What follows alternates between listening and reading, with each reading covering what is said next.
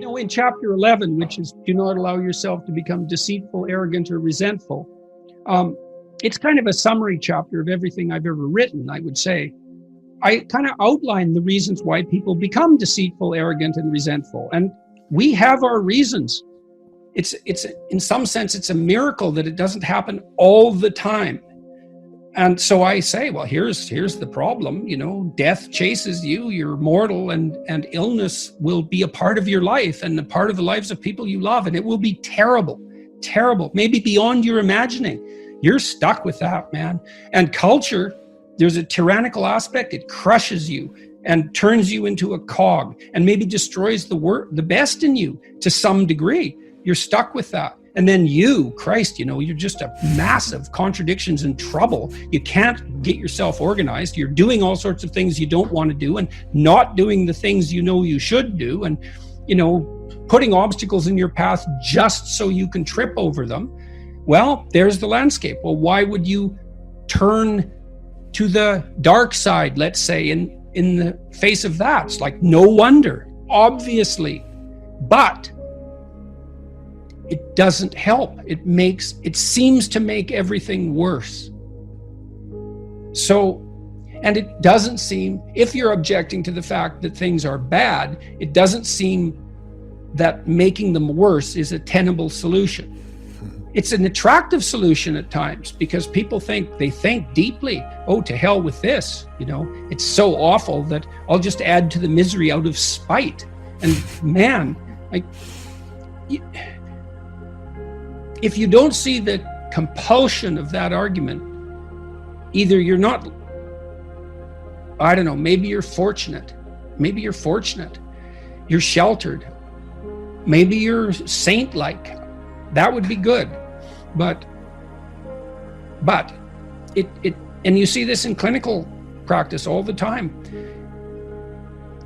Voluntary confrontation with what is threatening and unknown tends to be curative, and not always. There are mistakes people make. So, for example, you often see these trauma teams rush in to talk to people just after, say, a mass shooting or some kind of terrorist attack, and it does not help people to have them review the trauma that they're currently experiencing.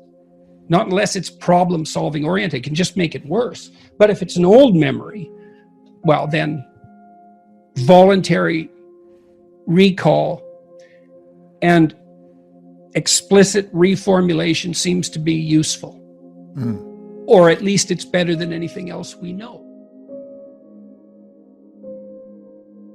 Well, I would say, the first decision you have to make is whether you want things to be better or worse. And it seems to me that better is a better aim. And if that's what you want, then you can orient yourself to becoming fully on board with that. That's your motif. And I would say that's love in the religious sense, is that love is the desire that all things flourish. And you might think that's evident. It's not evident. This is hard because things are difficult. It's easy to become spiteful and bitter and resentful, and to be self-denigrating and not to work for your own furtherance because you're ashamed of who you are, deeply ashamed, maybe even ashamed to be human.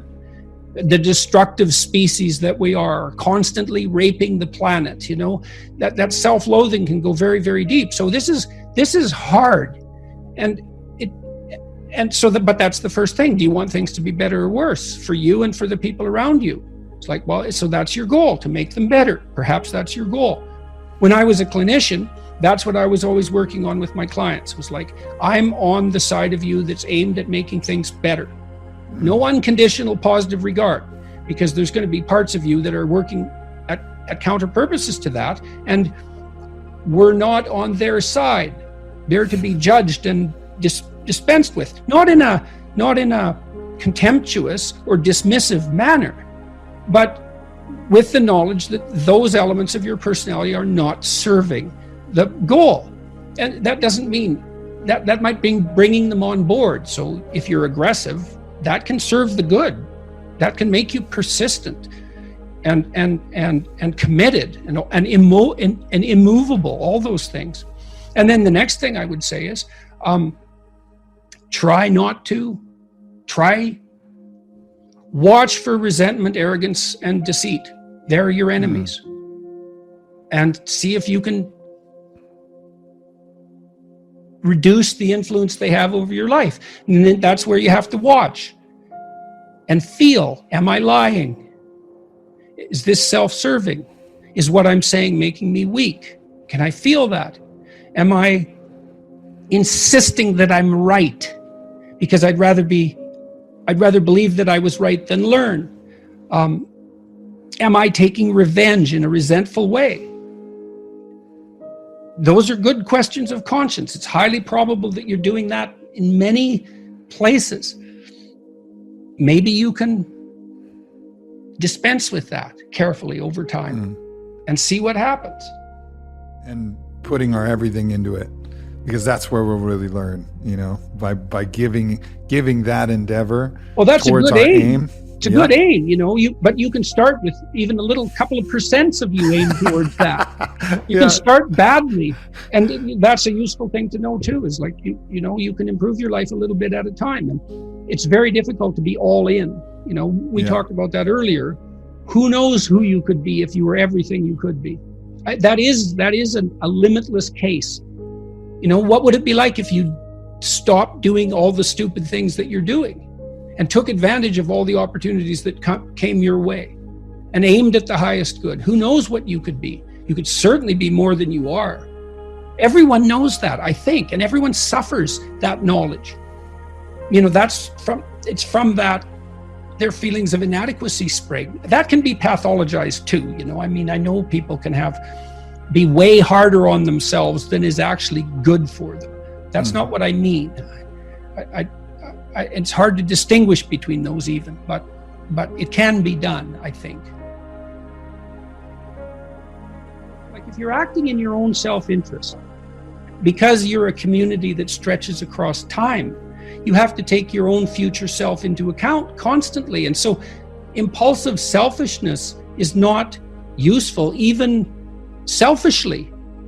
And so you can make the most out of yourself, I believe, without taking anything away from anyone else. It's only beneficial. Now, people might be annoyed at you because you're more successful on some dimension than they are, and perhaps that hurts. But, well, if to deal with that, we'd have to eradicate the possibility of ever being better at anyone ever being better than anyone else at anything. And it doesn't seem to me that we want to push equality that far. I'm in terrible pain almost all the time. And I do mean terrible. If in my previous life, when I was healthy, I had ever felt like I always feel now, I would have immediately gone to the emergency ward. But it's not helpful. As far as I can tell, as far as I've been informed for that matter, there isn't anything that can be done about the condition that I'm in. And that's rough. I have to remind myself all the time of what I should be doing, even to continue living for that matter. And I'm constantly reminding myself to be grateful and as an act of courage. And I do explain that a little bit in Beyond Order. Something I really realized about gratitude is that gratitude at one level is it's a voluntary act of courage. And I'm not trying to make out a case for myself being particularly courageous. That isn't what I mean. I mean that it's a risk to be grateful. It's a decision that opens you up in some ways. And you're sort of grateful despite it all. It's a great gratitude, I suppose, as a marker of faith.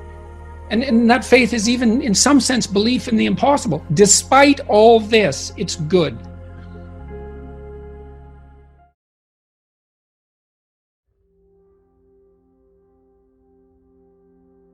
His proposition was that every ideal is a judge. And that makes perfect sense, because an ideal is something to which you aspire. And the gap between you and that ideal, if it's your ideal, is felt as judgment. And so that's one of the reasons people are very afraid to have an ideal, to make it. That's why I wrote, do not hide things in the fog. It's like, well, You should lay out an ideal. You should pursue an ideal. Why wouldn't you? Well, when you make your ideal explicit, it turns into your judge. Well, then you can listen to that judge and move forward and transform. But, it's pretty damn harsh. Because especially to begin with, you posit an ideal, especially if you're in a mess. God, every bit of you is being judged as unworthy. Yeah. There's endless reasons not to want that. Technically speaking, again, seeing yourself move towards a desired goal is the essence of the positive emotion that nourishes us. And I mean that technically. That's dopaminergically mediated incentive reward. And so you don't have to get to the goal. You have to aspire to the goal and move towards it. And that doesn't even matter if the goal recedes, which it will as you approach it, because your ability to conjure up what constitutes the ideal is going to become more sophisticated as you move towards it. And you might think, well, that's terrible, but it isn't, because it means the game doesn't have to end. Right? Because if you hit the ideal, yes. It's like, oh, well, game over, reset, but no, that isn't going to be how it works. It's going to get better and better and better. And it's why life is the perfect game. I mean, if you have for those of us who've played video games, you have a really good video game, or even a really good book, or even a really good movie series or a show, and it comes to the end and you're like, oh, there's a huge letdown at the termination of this thing that's been incredibly engaging, especially even if you win. Yeah, exactly. You win and you get this moment's satisfaction, but it's replaced almost immediately by the disappointment of the cessation of the game and the recognition that you're in a finite game when you really want to be playing the infinite game. And that's what life is, the infinite game of renewal of life. And that's why it's so good. We'll never replace it. It can't get better. And it's hard as hell. And it's hard as hell at the same time. And that's the way we would want it.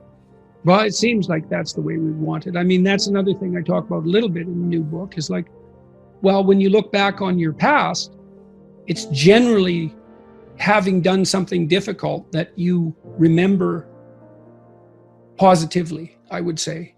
Yeah.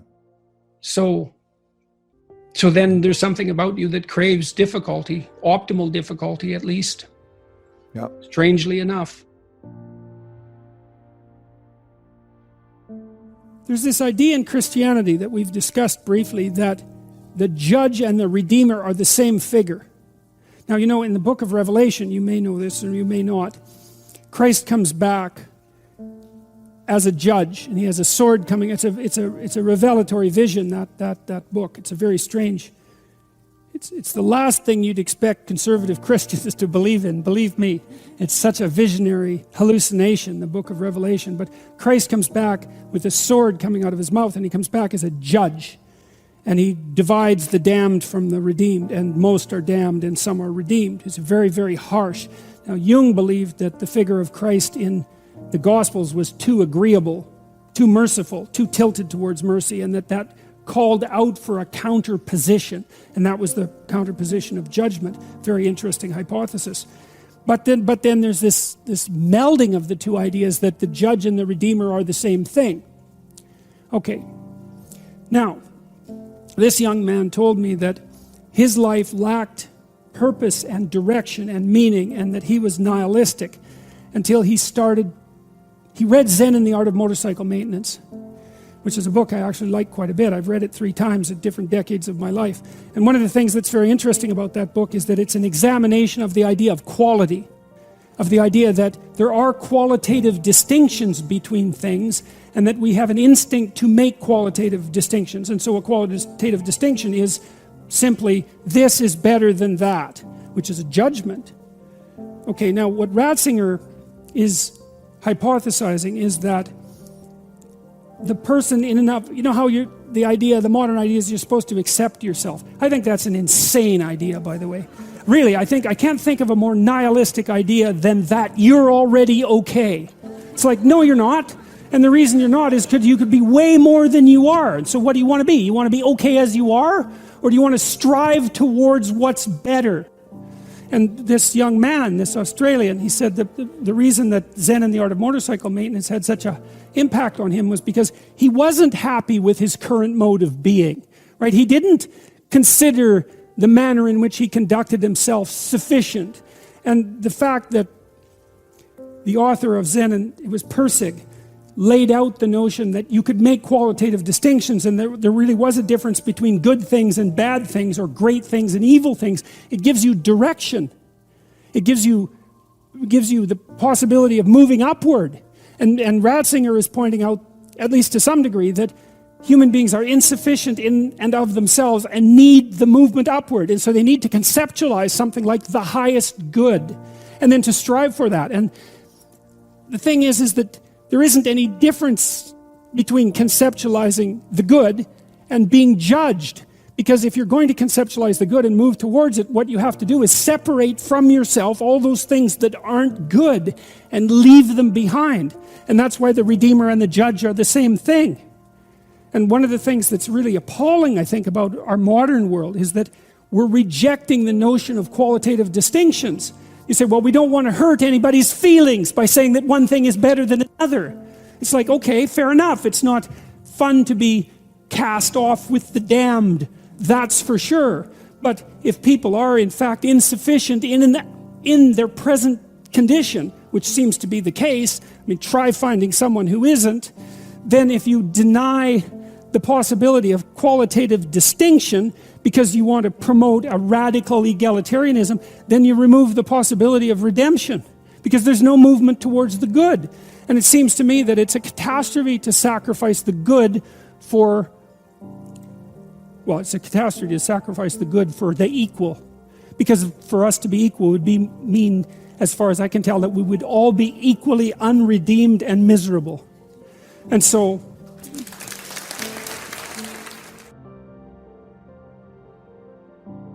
we remind ourselves constantly to be grateful. And I'm always trying to watch what I say and to feel it out so that I use my words carefully.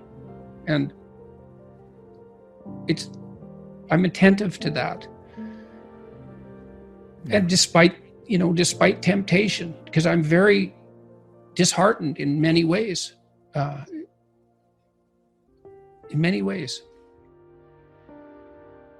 I spent a lot of time trying to be of aid to people, let's say. And the consequence of that, I suppose, was that when I needed it the most, I got a lot of that back. And that wasn't something I expected. It's like when my wife was sick in the hospital, we had hundreds of letters of support. Prayer groups contacted us and well-wishers who said, we hope, we're praying, we want this to work out, we're thinking about you. It's like, wow, that's great. It's sustaining. And certainly, I read the YouTube comments and so forth, and thank God most of them are positive. I don't know possibly how people live when that's not the case, because negative ones strike me to the core. So I'm a very peculiar person for what I'm doing, actually, because I don't have that much resilience in the face of criticism. I'm very sensitive to it. But fortunately, there seems to be a lot of support, and constantly, thank God. It's a remarkable thing. I can't believe it. I really can't believe it. And I'm pleased people seem to be responding to this book positively. I looked at some of the public reviews on Amazon, and there's not a lot of them yet, a couple of dozen, but they seem to be trending in the direction that I would hope for. And so good. I hope this book is helpful. I tried to make it full of things that were helpful to me,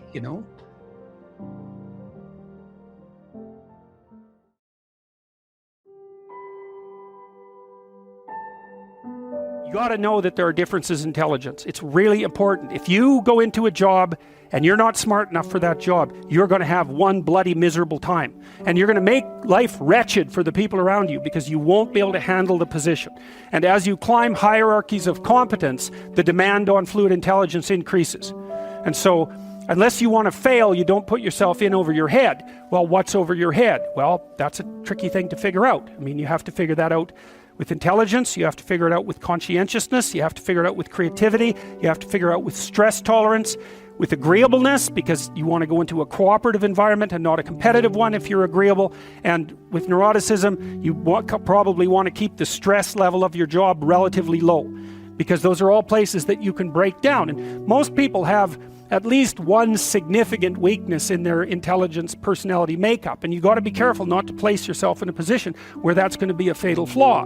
But what you really want to do, as far as I can tell, if you want to maximize your chances for both success and let's say well-being, is you want to find a strata of occupation in which you would have an intelligence that would put you in the upper quartile. That's perfect. Then you're a big fish in a small pond. And you don't want to be the stupidest guy in the room. It's a bloody rough place to be.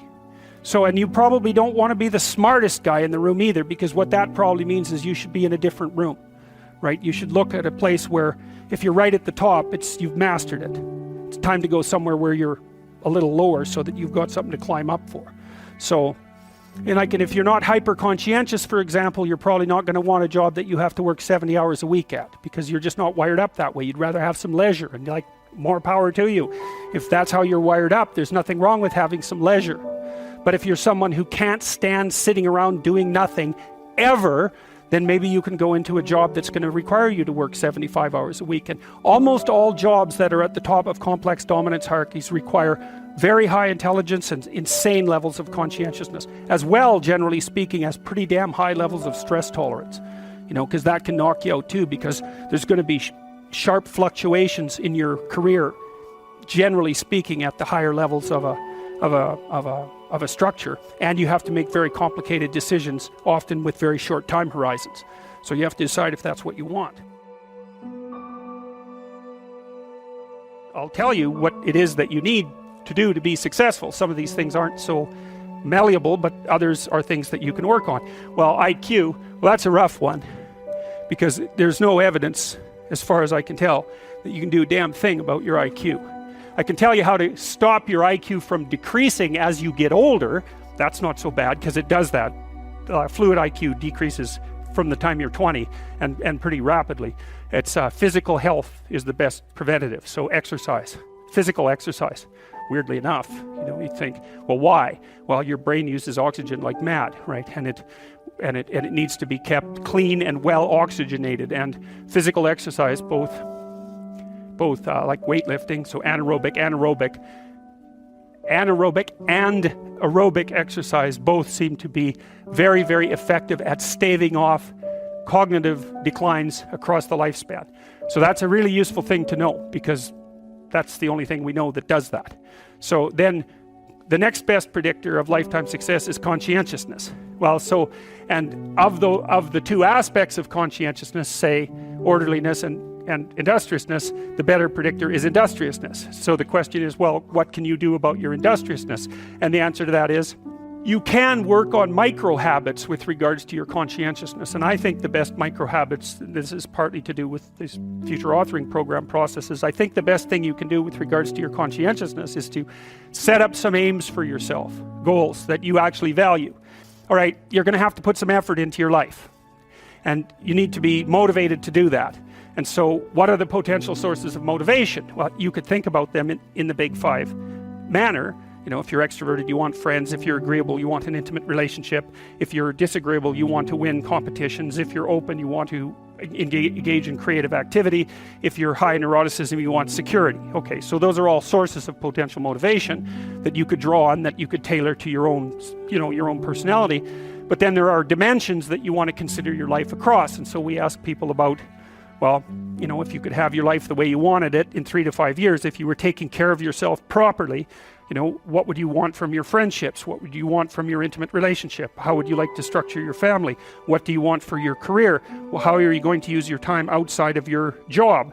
And how are you going to regulate your mental and physical health, and maybe also your drug and alcohol use? Because that's a good place to auger down, because alcoholism, for example, wipes out, 5 to 10% of people. So you want to keep that under control. You develop a vision of what you would like your life to be, and that associates the goal. Once the goal is established, and then you break down the goal into microprocesses that you can implement, the microprocesses become rewarding in proportion, in relation to their causal association with the goal, and that tangles in your incentive reward system. We talked about the dopaminergic incentive reward system, and that's the thing that keeps you moving forward. And the way it works is that it works better if it produces positive emotion when it can see you moving towards a valued goal. Okay, well, what's the implication of that? Better have a valued goal, because otherwise you can't get any positive motivation working out. And so the more valuable the goal, in principle, the more the microprocesses associated with that goal start to take on a positive charge. And so what that means is, well, you get up in the morning and you're excited about the day, you're ready to go. And so as far as I can tell, what you do is you specify your long-term ideal. Maybe you also specify a place you want to stay the hell away from, so that you're terrified to fail as well as excited about succeeding, because that's also useful. You specify your goal. You do that in some sense as a unique individual. You want to specify goals that make you say, oh, if that could happen as a consequence of my efforts, it would clearly be worthwhile. Because the question always is, why do something? Because doing nothing is easy. You just sit there and you don't do anything. That's real easy. The question is, why would you ever do anything? And the answer to that has to be because you've determined by some means that it's worthwhile. So once you set up that goal structure, let's say, and that's really in many ways that's what you should be doing at university. That's exactly what you should be doing, is trying to figure out who it is that you're trying to be, right? And you aim at that, and then you use everything you learn as a means of building that person that you want to be. And I really mean want to be. I don't mean should be. Even those things are going to overlap. And it's important to distinguish between those, because that's partly, and this is back down to the micro-routine analysis. So if I was saying, well, you're going to try to make yourself more industrious. Okay, number one, specify your damn goals, because how are you going to hit something if you don't know what it is? That isn't going to happen. And often people won't specify their goals too, because they don't like to specify conditions for failure. So if you keep yourself all vague and foggy, which is real easy, because that's just a matter of not doing as well, then you don't know when you fail. And people might say, well, I really don't want to know when I fail because that's painful. So I'll keep myself blind about when I fail. That's fine, except you'll fail all the time then. You just won't know it until you've failed so badly that you're done. And that can easily happen by the time you're 40. So I would recommend that you don't let that happen. So that's willful blindness, right? You could have known, but you chose not to.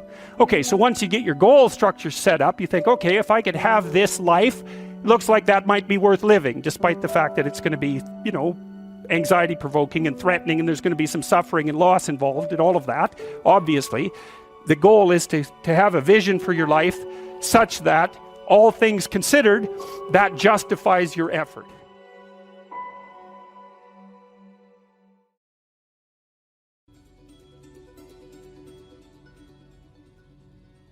Hey man, if things aren't laying themselves out in front of you, the way that is necessary for you to live a full and engaged life and not be cynical and bitter and twisted and cruel and vengeful and disappointed and all of that, it's just possible that you're not aiming at the right thing. And man, that is a question worth asking. Well, it's the question people do ask. It's like, well, what's the purpose of life? Well, it's the same question. What should I aim at? Those are the same questions. And, if what you're aiming at is producing nothing but unrequited misery for you and everyone else, and it's a downhill bloody spiral into something approximating hell, then there is some possibility that you should think that perhaps your aim is off. So, and I don't want to overplay my hand on that either, too, because I know perfectly well that, if you're suffering, if you're depressed, if you're miserable, it might be a consequence of really bad luck. Like people get sick, and good people get sick, right? Everyone knows that. Good people, they get sick and they die. And so you can't say, well, if you're miserable and sick, it's because there's something, bad about you, because then that would be the case for everyone. always, whenever they get ill, and you could just blame ill people. It's like, well, it serves you right that you're sick because you're a bad person. It happens a lot, actually, with ill people, and it's an unfortunate thing. So I know there's an element of chance to all this. And I don't want to downplay that. We are dust in the wind, to use a terrible cliche from a 70s rock song. We're blown hither and thither by events that are somewhat beyond our control. But that's still not the point. The point is that to a large degree, you can determine the manner in which the world manifests itself to you by changing your aim. And so then that opens up the entire domain of philosophy. You think, what good is philosophy? And people think that all the time. What good is philosophy? It's like, hey, philosophy is about value. Well, what use is value? Well, value determines your aim. Well, who cares what your aim is? Well, your aim determines the manner in which the world lays itself out to you emotionally. Well, who cares about that? No one says that. The argument stops there because no one, especially no one who's been seriously hurt or seriously depressed, like in pain, no one ever says, oh, well, who cares about that? Because if you can say that about your pain, all that means is you actually haven't been in pain. Because if you're in enough pain, you will not say that, that's for sure. So, you need to know what to aim at. So, now you aim at something, you got a goal, and then you see that you're making progress towards the goal. That's a good thing. That makes you happy. It actually, technically, there's a system, dopamine system, neurochemical system. Same system, by the way, that cocaine and methamphetamine and opiates activate, which is why people like to take those drugs. And it tells you that you're moving forward in the manner that you should be according to the dictates of your plan. Doesn't necessarily tell you whether you have a good plan. That's a more complicated problem, because who knows if you have a good plan. But one thing that you could know is that a plan is better than no plan. That's a really useful thing to know, especially if you're kind of drifting. It's like, well, I'm going to find myself. It's like, no, just pick something and move towards it. And as you move towards it, you're going to succeed and fail specifically. And then you're going to learn something about success specifically, and you're going to learn something about failure specifically. And then you can learn what you use to fix your plan. So a stupid plan is way better than no plan. And you're likely to have a stupid plan, or at least to be able to make one, so that's good news for everybody. You can make a stupid plan, and so I would say, make a stupid plan, and then implement it. Not any stupider than it has to be, you could think about it a little bit, but then implement it, and have your successes and failures along the way, and learn from them, and then you can rejig the goal. You can move the target.